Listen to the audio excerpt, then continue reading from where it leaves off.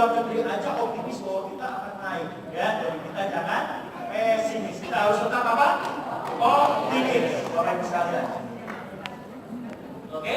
Nah, apa yang sudah kita lakukan mengantisipasi kondisi 2018 dan 2019? Kalau Bapak Ibu masih ingat, kalau nggak salah saya juga sempat mampir ke Makassar, ya. Mampir ke Makassar, yaitu kita meluncurkan dua fund yang inovatif, yaitu Global Low Volatility dan Global Emerging Market. Masih ingat? Masih. Yang diingat-ingat Bapak Ibu sekalian gambarnya saja. Kalau Global Low Volatility itu naik turun Pak. Ya Bapak Ibu sekalian.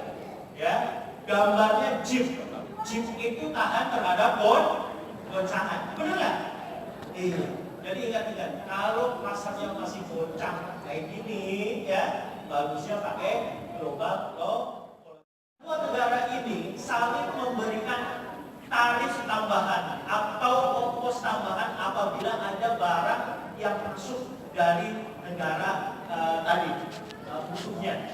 Jadi kalau ada barang dari Cina masuk ke Amerika, kok ditambahin ongkosnya, tarifnya dinaikin, biar harganya jadi mahal. Begitu seterusnya. Karena kedua negara ini, Bapak Ibu sekalian, adalah negara yang besar, betul nggak? Kekuatan ekonomi nomor 1 dan nomor 2 di dunia, melakukan perang dagang. Akibatnya, Bapak Ibu sekalian, pertumbuhan ekonomi dunia jadi melambat atau jadi lebih cepat? Melambat, karena adanya perang dagang ini. Jadi pelemahan pertumbuhan dunia melambat. Ada juga kejadian, Bapak Ibu sekalian, di Amerika, bank sentralnya namanya The Fed, itu menaikkan suku bunga sebesar 100 bip. 100 bip itu sekitar 1%. Kalau suku bunganya dinaikkan, Bapak Ibu sekalian, ya, suku bunganya dinaikkan. Artinya kalau taruh duit, imbal hasilnya jadi lebih tinggi atau lebih rendah? Lebih tinggi atau lebih rendah? Lebih tinggi. Kalau suku bunganya dinaikkan, hasilnya, imbal hasilnya lebih tinggi. Jadi menarik atau jadi tidak menarik? Jadi menarik. Jadi para investor, Bapak Ibu sekalian, yang punya uang USD banyak sekali, itu semuanya diparkir kebanyakan diparkir ke Amerika. Karena di sana menarik. Itulah yang menjelaskan, Bapak Ibu sekalian, kenapa kemarin banyak USD termasuk dari Indonesia pada keluar. Keluarnya kemana? Ke Amerika. Bank Indonesia tinggal diam nggak? Tidak. Bank Indonesia juga menaikkan suku bunga sebesar 175 basis point. Agar apa?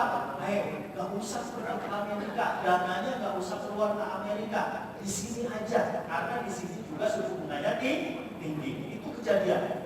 Nah, apa yang terjadi lagi adalah tadi di Timur Tengah para produsen minyak itu harganya tertinggi 70 USD per barrel, mencapai sedemikian. Jadi Indonesia ini importir apa eksportir minyak? Kita menghasilkan minyak, tetapi lebih banyak mengimpor minyak.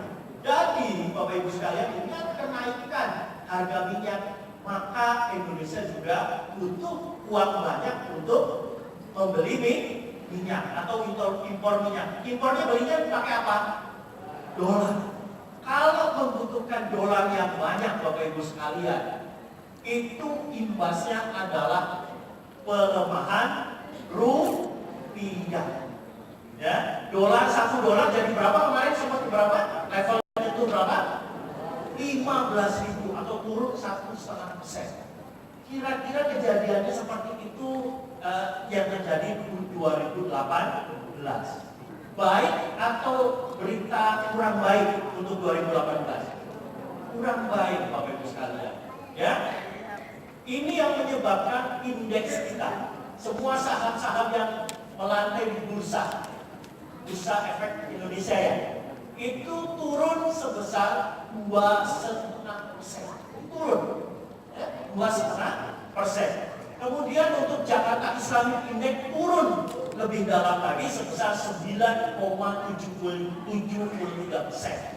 Di dunia, Bapak Ibu sekalian, lebih dalam lagi.